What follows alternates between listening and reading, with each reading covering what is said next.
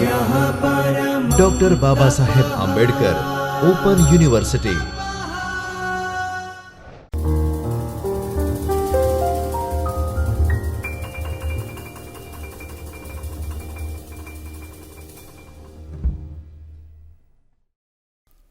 નમસ્કાર વિદ્યાર્થી મિત્રો, ડૉક્ટર બાબા સાહેબ આંબેડકર ઓપન યુનિવર્સિટીની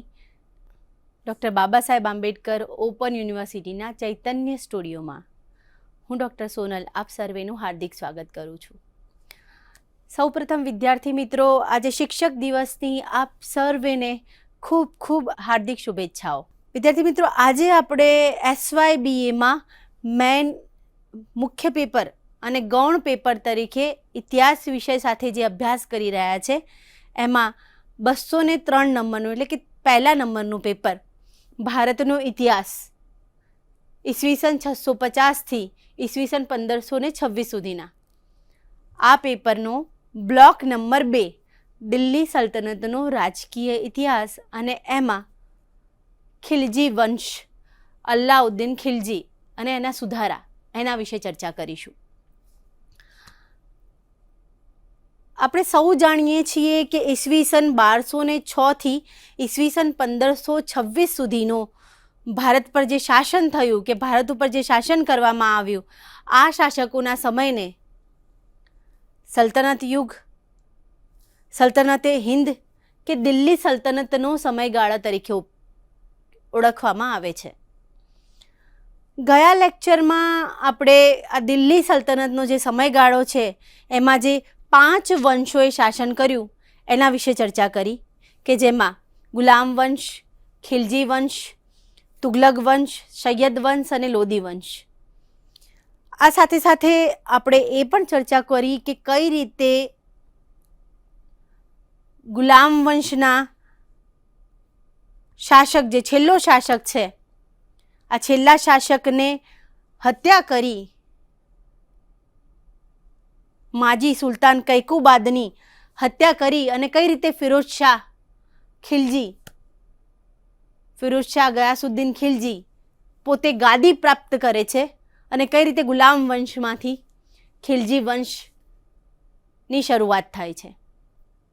સાથે સાથે ગયા લેક્ચરમાં આપણે એ પણ ચર્ચા કરી કે ગયાસુદ્દીન ફિરોઝ શાહ ખિલજી કે જે ખિલજી વંશનો સ્થાપક છે અને એનો ભત્રીજો અલ્લાઉદ્દીન ખિલજી કે જેની આપણે આજે પણ ચર્ચા કરવાના છીએ અને ગયા લેક્ચરમાં પણ એના જન્મ વગેરેની ચર્ચા કરીએ, એના વિશે વાત કરીએ તો અલ્લાઉદ્દીન ખિલજી કઈ રીતે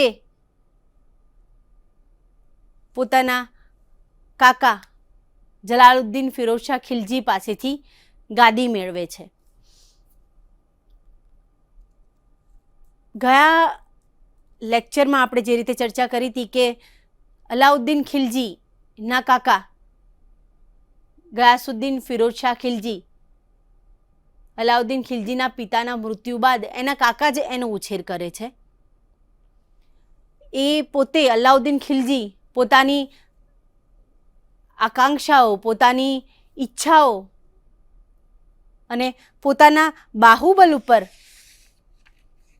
એ પોતાના જનૂની અને મહત્વકાંક્ષાથી કઈ રીતે પોતાના કાકાના સૈન્યમાં મહત્વનું સ્થાન ધરાવે છે અને કઈ રીતે ભત્રીજાની સાથે સાથે એ પોતે જમાઈ પણ બની જાય છે. અને આમ અલ્લાઉદ્દીન ખિલજી કે જલાલુદ્દીન ફિરોઝ શાહ ખિલજીનો ભત્રીજો અને જમાઈ એવો અલ્લાઉદ્દીન ખિલજી પોતાના કાકાની હત્યા કરી અને ગાદી પ્રાપ્ત કરે છે.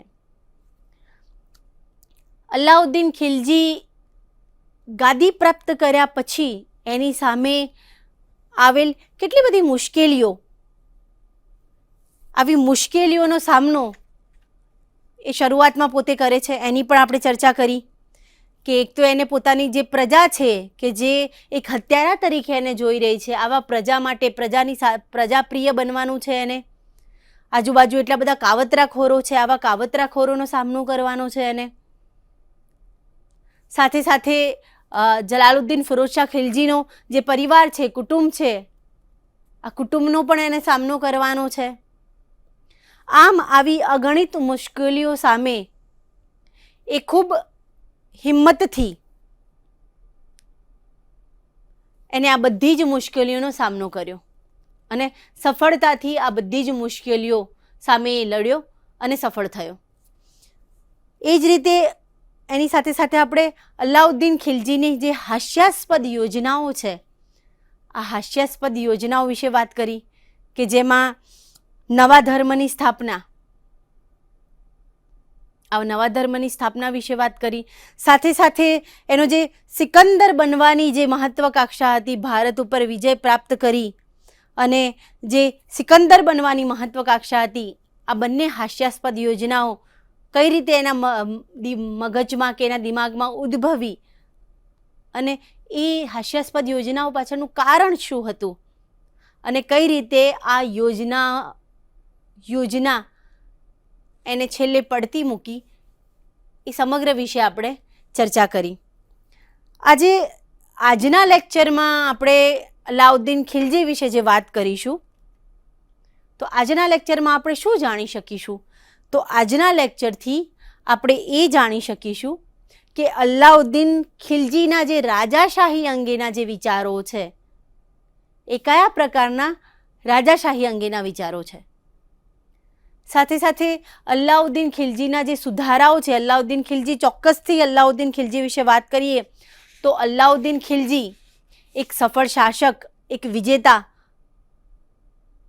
અને સાથે સાથે એક સુધારક તરીકે ખૂબ જાણીતો છે. મધ્યયુગના ઇતિહાસની વાત કરતા હોઈએ અને સાથે સાથે સલ્તનતકાલીન ઇતિહાસની વાત કરતા હોઈએ, એમાં જ્યારે ખિલજી વંશની વાત થાય ત્યારે ચોક્કસથી અલાઉદ્દીન ખિલજીનું નામ કે સ્થાન મોખરા ઉપર છે. એક તો એ વિજેતા તરીકે, સામ્રાજ્યવાદી શાસક તરીકે અને સાથે સાથે એના જે સુધારાઓ છે, એ સુધારાઓના કારણે પણ એ ખૂબ જાણીતો છે. તો આવા અલાઉદ્દીનના જે સુધારાઓ છે, એ સુધારાઓની પૂર્વ ભૂમિકા શું હતી એના વિશે ચર્ચા કરીશું અને ત્યારબાદ અલાઉદ્દીન ખિલજીના મહેસૂલી સુધારા વિશે ચર્ચા કરીશું.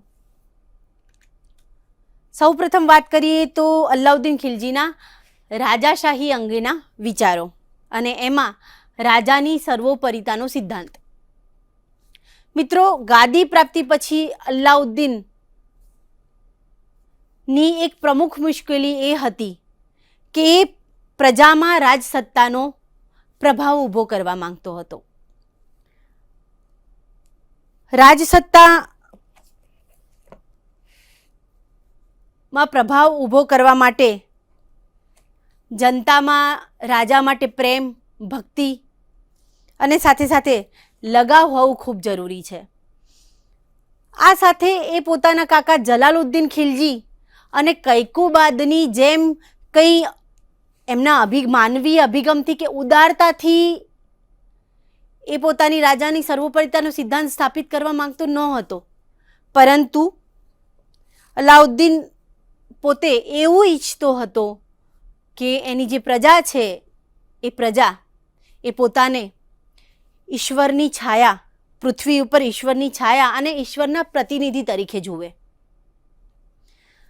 સાથે સાથે આ સાબિત કરવા માટે એને ક્યાંય શરિયતનો સિદ્ધાંતનો સહારો નહોતો લીધો. એ શરિયતના સિદ્ધાંતના આધારે એ પોતાની સર્વોપરિતા સિદ્ધ કરવા નહોતો માગતો, પરંતુ પોતાના બાહુબલથી એ પોતાની સર્વોપરિતાનો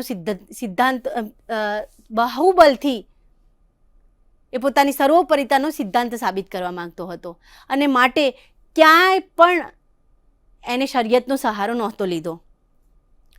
સાથે સાથે એને ખલીફા પાસે પણ પોતાના સુલતાન પદની માન્યતા માંગવા માટેનો કોઈ પ્રયત્ન નહોતો કર્યો, કે માંગી પણ નહોતી કે પ્રયત્ન પણ નહોતો કર્યો. આ સાથે એ શાસનતંત્રમાં જે ઇસ્લામિક સિદ્ધાંતો છે, આ ઇસ્લામિક સિદ્ધાંતોનો સહારો પણ એને કદી નહોતો લીધો. શાસન કરવા માટે જે ઇસ્લામિક સિદ્ધાંતો હોય, આવા ઇસ્લામિક સિદ્ધાંતનો સહારો પણ અલાઉદ્દીન ખિલજીએ ક્યારેય નહોતો લીધો. અને આમ સુલતાનના અધિકારો ઉપર જે ધર્મનું જે બંધન હોવું જોઈએ, આ ધર્મનું બંધન એને સ્વીકાર્ય નહોતું. અલાઉદ્દીન માનતો કે સુલતાનના શબ્દ છે, એ શબ્દ પ્રજા માટે એનો ન્યાય છે. અલાઉદ્દીન એવું પોતે કહેતો કે સુલતાનના શબ્દ જ દેશનો કાયદો છે, સુલતાનનો ન્યાય જ દેશનો આખરી ન્યાય છે અને આમ એને પોતાના તમામ આદેશો અને તેની તમામ ઈચ્છાઓને પ્રજાએ કોઈ પણ આનાકાની વગર સ્વીકારવી અને એની આજ્ઞાઓ શિરોમાન્ય રાખવી એવું અલાઉદ્દીન ખિલજી કહેતો. આગળ વાત કરીએ તો અમીરોની સત્તાનો નાશ. અલાઉદ્દીન એ બલબનની માફક એવું માનતો હતો કે સુલતાનની નિરંકુશતા, સુલતાનની નિરંકુશતાના માર્ગમાં જો કોઈ અડચણરૂપ હોય તો તે છે અમીરો, અને માટે આવા અમીરોની સત્તાનો નાશ કરવા માટે તેને અમુક પ્રકારના પગલાં ભર્યા. તેણે જાહેરમાં કહ્યું કે રાજાશાહીમાં કોઈ પણ પ્રકારનો સગાવાદ ના હોય અને રાજાનો કોઈ જ સગો ના હોય. કાં તો રાજાને પ્રજા હોય અથવા તો પ્રજા ના હોય તો રાજાને ગુલામો હોય. અને આમ કહી અને અલાઉદ્દીને જે સિદ્ધાંત છે, આ સિદ્ધાંતના આધારે અમીર ઉમરાઓનું જે વર્ચસ્વ છે, અમીર ઉમરાઓનું વર્ચસ્વને છિન્ન ભિન્ન કરી દીધું. આગળ વાત કરીએ રાજાશાહી અંગેના એના વિચારોમાં. ત્રીજું છે ઉલેમાઓની હાકલપટ્ટી. આપણે અગાઉ પણ વાત કરી કે અલાઉદ્દીન ખિલજી એ ધર્મના આધારે શાસન કરવા નહોતો માગતો, કે એના રાજસત્તા ઉપર કે સુલતાન ઉપર ધર્મનું વર્ચસ્વ એને નાબૂદ કરેલું હતું. અલાઉદ્દીન રાજનીતિ અને ધર્મને બંનેને અલગ કરેલું હતું.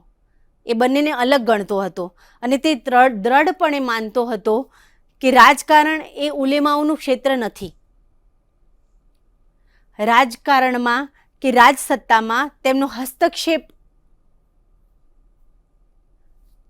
જે થાય છે એ ખૂબ જ અનુચિત છે અને અનિચ્છનીય છે. અલાઉદ્દીને ઉલેમાઓ, મુસ્લિમ પદાધિકારીઓ કે ધર્માધિકારીઓ અને અધિકારીઓ ને સ્પષ્ટપણે કહી દીધું હતું કે જરૂરી નથી કે હું ઉલેમાઓની સૂચનાના આધારે રાજ્ય ચલાવું. મને જે યોગ્ય લાગશે અને રાજ્ય માટે અને રાજ્યના લોકો માટે યોગ્ય લાગશે તેવા પ્રકારના હું નિર્ણયો લઈશ. અને આમ કહી એને ઉલેમાઓને પ્રભાવને ઘટાડી દીધો. સાથે સાથે શ્રીવાસ્તવ પણ આ વિશે લખે છે કે અલાઉદ્દીન ખિલજી પહેલો સુલતાન હતો કે જેણે ધર્મ ઉપર રાજ્ય સત્તાનું નિયંત્રણ સ્થાપિત કર્યું અને એવા તત્વોને જન્મ આપ્યો કે જેના કારણે જેમાં કમસે કમ સિદ્ધાંતોના રૂપમાં રાજ્ય બિનસાંપ્રદાયિક આધાર ઉપર ઊભું રહે કે ઊભું થઈ શકતું હતું. પરંતુ મિત્રો આના આધારે એ ના કહી શકાય કે પોતે બિનસાંપ્રદાયિક રાજ્ય બનાવવા માંગતો હતો કે બિનસાંપ્રદાયિક રાજ્ય સ્થાપવા માંગતો હતો. હકીકતમાં તે માત્ર અને માત્ર ઉલેમાઓનું વર્ચસ્વ ઘટાડવા માંગતો હતો. તે ચોક્કસપણે એક ક્રૂર ધર્માંધ શાસક હતો.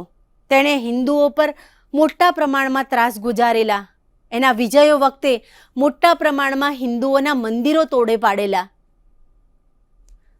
હિન્દુ રાજાઓના વિરુદ્ધમાં યુદ્ધની બાબતમાં જેહાદ કહેવાય આવા જેહાદના શબ્દો પ્રમાણે એને હિન્દુ રાજાઓ સામે યુદ્ધો કરેલા. આમ ચોક્કસપણે એક ઇસ્લામનો કટ્ટર અનુયાયી તો હતો, પરંતુ એ કોઈ પણ રીતે બિનસાંપ્રદાયિક રાજ્ય ઊભું કરવા માંગતો હતો એવું ના કહી શકાય. માત્ર ને માત્ર સલ્તનત કે સુલતાન ઉપર ધર્મનું અને ઉલેમાઓનું વર્ચસ્વ ઘટાડવા માંગતો હતો. આગળ વાત કરીએ તો અલાઉદ્દીન ખિલજીના સુધારાઓની પૂર્વ ભૂમિકા. મિત્રો, સૌ પ્રથમ વાત કરીએ એમાં તો 9 મુસલમાનોનો વિદ્રોહ. હવે આ 9 મુસલમાનો એટલે કોણ? જલાલુદ્દીન ખિલજીના સમયમાં મોગલ યુદ્ધ જે થયેલા અને આ મોગલ યુદ્ધમાં જે બંદી બનાવવામાં આવેલા, આવા બંદીઓને દિલ્હીમાં જ મોગલપુરીમાં જલાલુદ્દીન ખિલજી વસાવ્યા હતા.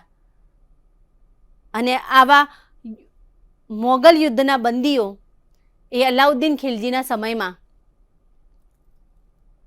9 મુસલમાનો તરીકે ઓળખાયા. હવે જ્યારે અલાઉદ્દીન ખિલજી ગાદી ઉપર આવ્યો અને ત્યાર પછી એને અનેક વિદ્રોહોનો જે સામનો કર્યો હતો, એમાં સૌપ્રથમ વિદ્રોહ 9 મુસલમાનોનો વિદ્રોહ હતો. ઈસવીસન 1307માં જ્યારે ગુજરાત વિજય કરી અને ગુજરાત ઉપર વિજય પ્રાપ્ત કર્યા પછી જ્યારે સેના જ્યારે પરત ફરી રહી હતી, ત્યારે આ સૈન્યમાં રહેલ 9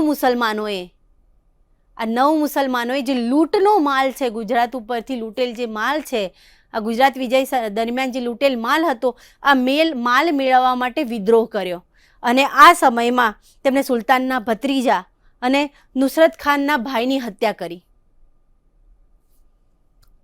અલાઉદ્દીને આ વિદ્રોહને ક્રૂરતાથી કચડી નાખ્યો અને આવા 3000 જેવા 9 મુસલમાનો હતા, આવા 9 મુસલમાનોને મોતને ઘાટ ઉતારવામાં આવ્યા. સાથે સાથે એવું પણ કહેવાય છે કે એમના જે બાળકો છે, આવા બાળકોના પણ ટુકડે ટુકડા એને કરી નાખ્યા.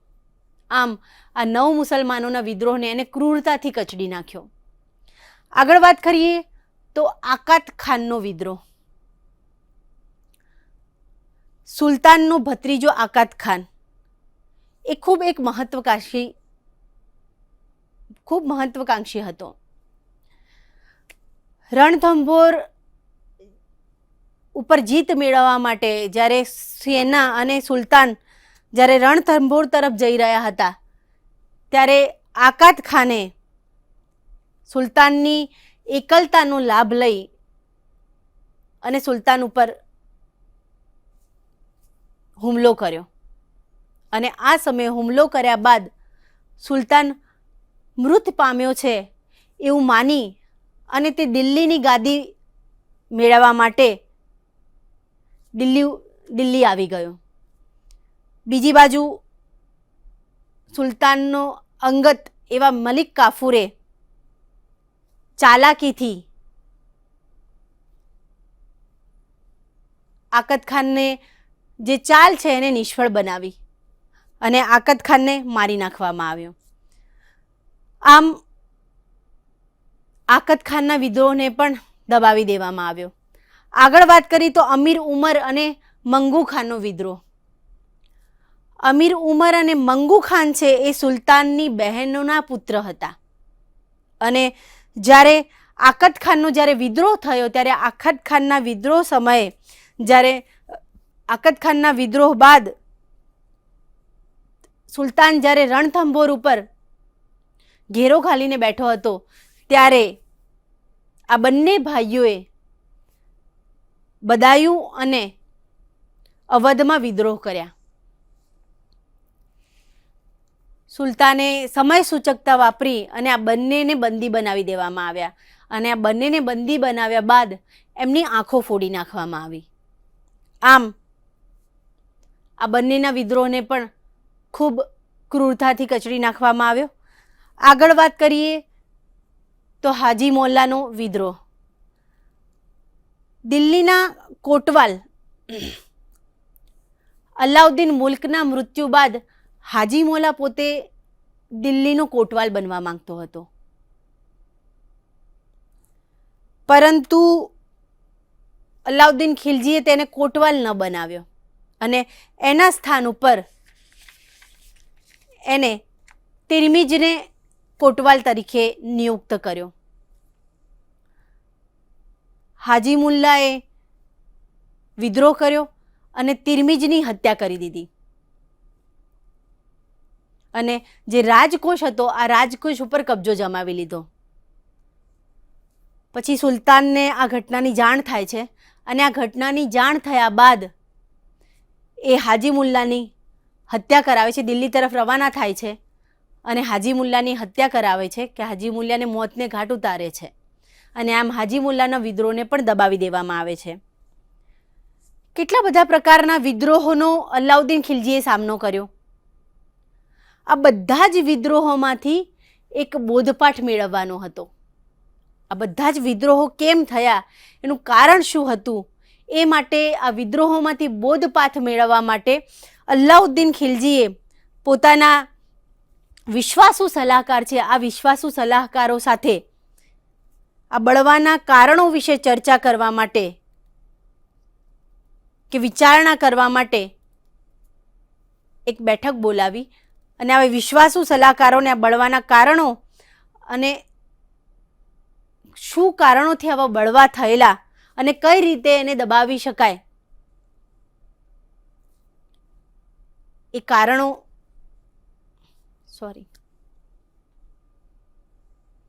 પોતાના વિશ્વાસુ સલાહકારો સાથે બળવાના જે કારણો છે એ કારણો અંગે ચર્ચા વિચારણા કરી અને જે બળવાના કારણો છે એ કારણો શોધી કાઢવામાં આવ્યા. જે કારણો વિદ્રોહ માટે જવાબદાર હતા એના વિશે વાત કરીએ તો પહેલું, એક તો સુલતાન પોતાની જે પ્રજા છે આ પ્રજા અને અધિકારીઓના જે સારા નરસા કાર્યો કહેવાય આવા સારા નરસા કામોથી સાવ અજાણ છે. એક પહેલું કારણ આ હતું કે સુલતાન પોતાના પ્રજા કે એના અધિકારીઓના કાર્યોથી બિલકુલ અજાણ હતી. બીજું એ હતું કે સલ્તનતમાં કે આ સમયમાં અમીરો આ સમયમાં શરાબોની મહેફિલ કરતા, એટલે કે શરાબોની મહેફિલ થતી અને એમાં અમીરો ભેગા થતા અને અમીરો ભેગા થઈ અને આવા વિદ્રોહોના કે સુલતાન વિરુદ્ધના કાવતરાઓ ઘડાતા. આ બીજું કારણ હતું. પહેલું કારણ તો એક હતું કે સુલતાન પોતે પ્રજા અને અધિકારીઓના કાર્યોથી અજાણ હતી. બીજું કારણ એ હતું કે અમીરો શરાબોની મહેફિલમાં ભેગા થતા અને સુલતાન વિરુદ્ધ કાવતરા ઘડતા. ત્રીજું કારણ એક એ હતું કે અમીરો અને જે સરદારો છે એ અંદરો અંદર લગ્ન સંબંધથી જોડાતા અને આવા લગ્ન સંબંધોથી જોડાવાના કારણે એ બધા વચ્ચે એકતા સ્થાપિત થતી અને એકતા સ્થાપિત થવાના કારણે તેમની તાકાતમાં પણ વધારો થતા. ચોથું કારણ હતું લોકોમાં વધુ પડતું ધન. લોકોમાં જે વધુ પડતું ધન ભેગું થતું, આ ધનના કારણે પણ સરદારો વિદ્રોહ તરફ વળતા હતા. આમ વિદ્રોહોના 4 કારણો શોધી કાઢવામાં આવ્યા. એક તો પહેલું હતું અધિકારીઓ અને પ્રજાના કાર્યોથી અજાણતા. બીજું શરાબોની મહેફિલ કે જેમાં વિદ્રોહના કાવતરા ઘડાતા. ત્રીજું અમીરો અને સરદારો વચ્ચે આપસ કે અંદરો અંદર થતા લગ્ન સંબંધો કે જેમાં એકતા થતી અને એમની હિંમતમાં વધારો થતો. અને ચોથું વધારે પડતું ધન કે જે તેમને વિદ્રોહ કરવા માટે પ્રેરતું. સુલતાને જે ઉપરોક્ત 4 કારણો, આજે 4 કારણોની આપણે ચર્ચા કરી, આવા 4 કારણો શોધી કાઢ્યા અને સાથે સાથે આ 4 કારણો કે આ કારણો દૂર કરવા માટે કેવા પગલાં લેવા પડે, તો આવા પગલાં કે આવા પરિણામો કે આ કારણોનું સોલ્યુશન પણ એમને શોધી કાઢ્યું. તો એની માટે એમણે જે 4 પગલાં લીધા એમાં એક તો એને મજબૂત ગુપ્તચર સંસ્થાની સ્થાપના કરી કે મજબૂત ગુપ્તચર વ્યવસ્થા કરી. જે ગુપ્તચર વ્યવસ્થા જે કરી એમાં સામ્રાજ્યમાં ઘટતી તમામ બાબતો, લોકો અને અધિકારીઓમાં જે રોજે બરોજની સામ્રાજ્યમાં જે ઘટતી બનાવો હતા કે બાબતો હતી એને રોજે રોજની માહિતી સુલતાનને આપવાની હતી. એટલે પહેલું જે કારણ છે એ ત્યાં નષ્ટ થઈ ગયું. બીજું, સરદારો અમીરોને જે દાન અને ઉપહારોમાં જે જમીનો આપવામાં આવેલી હતી આ જમીનોની જપ્તી, એટલે કે આવી જે જમીનો હતી કે સરદારો અમીરો એમને દાન, વકફ કે પેન્શનમાં જે જમીનો આપવામાં આવી હતી આ જમીનો પાછી લઈ લેવામાં આવી અને જેના કારણે સાથે સાથે આવી જે વ્યક્તિઓ છે આ વ્યક્તિઓ પાસે વધુમાં વધુ કર લેવામાં આવે એવો આદેશ કરવામાં આવ્યો. જેના કારણે આવા જે અમીરો સરદારો છે એ નબળા પડી ગયા. સાથે સાથે જે ત્રીજું હતું, શરાબખાના અને જુગારખાના બંધ કરી દેવામાં આવ્યા. શરાબખાના અને જુગારખાના બંધ કરી દેવાના કારણે આવી મહેફિલો પણ આપોઆપ બંધ થઈ ગઈ. અને ચોથું જે પગલું લેવામાં આવ્યું, ચોથો જે ઉપાય કરવામાં આવ્યો એમાં સરદારો અને અમીરો અંદરો અંદર જે મેળાવડા થતા કે લગ્ન સંબંધો કરતા, આવા મેળાવડા અને લગ્ન સંબંધો ઉપર પ્રતિબંધ લાદવામાં આવ્યો. આમ કરી અને જે વિદ્રોહ થવાના જે કારણો હતા કે એના જે વિરોધીઓ હતા, આ વિરોધીઓ ઉપર અંકુશ મૂકવામાં આવ્યો. આગળ વાત કરીએ અલાઉદ્દીન ખિલજીના મહેસૂલી સુધારા. મિત્રો, દિલ્હી સલ્તનતના યુગમાં અલાઉદ્દીન ખિલજી એ પ્રથમ શાસક હતો કે જેણે મહેસૂલી પ્રણાલીમાં નોંધપાત્ર ફેરફાર કર્યા. મહેસૂલી જે સુધારા કરવામાં આવ્યા એની પાછળ અલાઉદ્દીન ખિલજીના 2 ઉદ્દેશ્યો હતા. તો કેવા પ્રકારના 2 ઉદ્દેશ્યો? એક ઉદ્દેશ્ય હતું કે રાજ્યની આવકમાં વધારો થાય અને બીજું ઉદ્દેશ્ય એ હતું કે પ્રજા પોતાના આર્થિક અભાવની એવી સ્થિતિમાં આવી જાય કે રાજા સામે વિદ્રોહ કરવાનું વિચારી પણ ના શકે. આમ મહેસૂલ સુધારા કરવા પાછળના એના 2 ઉદ્દેશો કે રાજ્યની આવકમાં વધારો થાય અને પ્રજાને એટલી પાયમાલ કરવી કે સુલતાનના વિરુદ્ધમાં વિચારવાનું જ છોડી દે. અલાઉદ્દીન ખિલજીના મહેસૂલી સુધારામાં પહેલા સુધારાની વાત કરીએ તો દાન ઇનામમાં કે ભેટમાં આપેલ જમીનને જપ્ત કરવી. અગાઉ પણ આપણે વાત કરી કે જમીન અમીરો અને સરદારોને જે જમીનો આપવામાં આવેલી હતી પાછી લઈ લેવામાં આવી. આમાં વાત કરીએ તો અલાઉદ્દીન ખિલજીએ તેના કાકા અને સસરા એવા અલાઉદ્દીન ફિરોઝ શાહ ખિલજીની જે નીતિ હતી એ માનવતાવાદી અને પરોપકારી નીતિનો ત્યાગ કર્યો અને એને ક્રૂરતા અને આતંકી નીતિને અપનાવી. તેણે રાજ્યના જે અમીરો, ઉમરાઓ, સરદારો વગેરેને ઇનામમાં, દાનમાં, પેન્શનમાં કે ધાર્મિક રીતે જે જમીનો આપેલી હતી આ બધી જ જમીનો જપ્ત કરી લીધી. સાથે સાથે આવી જમીનોને ખાલસા કરી દેવામાં આવી અને સીધી આવી જમીનોને સરકારના હસ્તક કે રાજ્યના હસ્તક મૂકી દેવામાં આવી. એટલે કે રાજ્યના અધિકારો એના ઉપર સ્થાપિત કરી દેવામાં આવ્યા. સાથે સાથે જમીનની ઉપજનો જે ભાગ છે, અડધો ભાગ, એ રાજભાગ તરીકે લેવામાં આવ્યો અને અધિકારીઓને કડકપણે આદેશ આપવામાં આવ્યો કે આ રાજભાગ અડધા પ્રમાણમાં લેવો. સાથે સાથે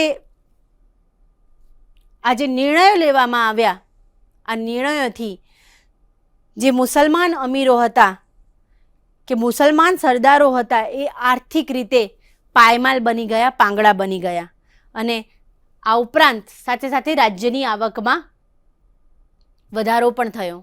આમ એનો મહેસૂલી સુધારાનું જે ઉદ્દેશ્ય હતો એ આ એક પહેલા મહેસૂલી સુધારાથી જ સાબિત થઈ ગયો. બીજો હતો ગામડા સાથે સીધો સંપર્ક અને ખાલસા નીતિ. અલાઉદ્દીન ખિલજી ગામડાઓને રાજ્યના સીધા સંપર્કમાં લાવવા માંગતો હતો અને આ ત્યારે જ શક્ય બને કે જ્યારે સરકાર અને ખેડૂતોની વચ્ચે જે વચેટિયાઓ હોય આવા વચેટિયાઓને દૂર કરવામાં આવે. આથી તેને લાહોરથી કડા સુધીની જે જમીન છે આ જમીનને ખાલસા કરી દીધી અને એને સીધા રાજ્યના અધિકારો નીચે મૂકવામાં આવી. સાથે સાથે આ જે જમીનો જે અમીરો અને અધિકારીઓને જે સોંપવામાં આવતી આ જમીનો ઇકતાના રૂપે આપવામાં આવતી, તેના બદલે તે જમીનનો વહીવટ સીધો સરકારી અધિકારીઓના નીચે મૂકવામાં આવ્યો અને આવા સરકારી અધિકારીઓ કે જે સરકારમાંથી પગાર મેળવતા હતા એવા જ સરકારી અધિકારીઓના અંદરમાં આવી જમીન મૂકવામાં આવી. આમ કરી અને ખેડૂત અને સરકારનો સીધો સંપર્ક સ્થાપિત થયો. મિત્રો, આપણો સમય અહીં પૂર્ણ થાય છે. અલાઉદ્દીન ખિલજીના મહેસૂરી સુધારામાં જે અન્ય મુદ્દાઓ બાકી રહી ગયા છે એવા અન્ય મુદ્દાઓની આપણે હવે પછી ચર્ચા કરીશું અને એના મહેસૂલી સુધારા સાથે જે બીજા અન્ય સુધારાઓ છે એના વિશે પણ માહિતી મેળવીશું. અસ્તુ. સ્વાધ્યાયઃ